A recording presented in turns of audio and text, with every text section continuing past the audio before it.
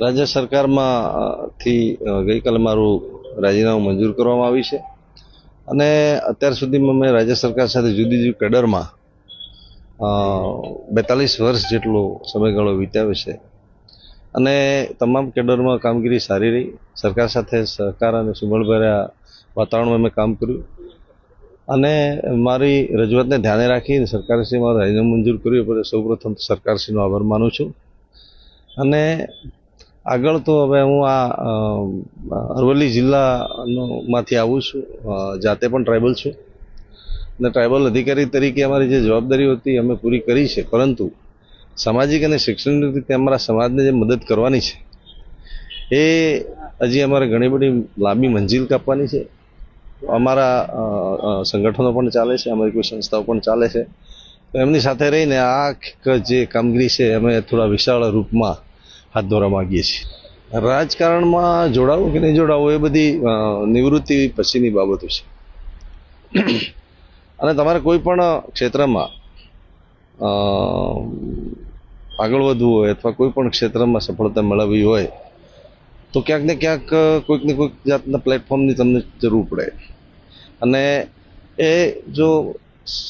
રાજકીય પક્ષ દ્વારા અથવા રાજકીય રીતે એ પ્લેટફોર્મ અમે સારી રીતે જો મળતું હશે અને અમારા વિચારો અને અમારા સિદ્ધાંતો જે કંઈ છે એ કોઈ પણ પક્ષ સાથે મળતા હશે અથવા અમારી સાથે સાનુકૂળ હશે તો ભવિષ્યમાં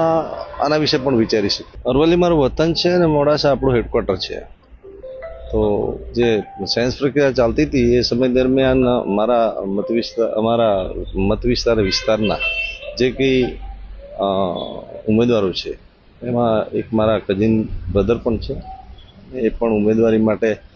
મોડાસા જવાના હતા અને એમના સાથે એની પણ સાથેના એના કાર્યકરો, એના તાલુકા પંચાયતના મેમ્બરો એ તમામ સાથે હતા અને સંજોગોવશાત એ વખતે હું પણ વતનમાં હતો તો હું પણ એમને ત્યાં મોડાસા મળેલો. પણ બીજેપી કાર્યાલય સુધી જવામાં કે અંદર સેન્સ પ્રક્રિયામાં ભાગ લેવામાં કોઈ પ્રશ્ન ઉપસ્થિત થતો નથી, કેમ કે આપણી સર્વિસ ગઈકાલે પૂર્ણ થઈ છે, એટલે એની પહેલાં તો અમે કોઈ એવી પ્રવૃત્તિમાં ભાગ લઈ શકતા નથી.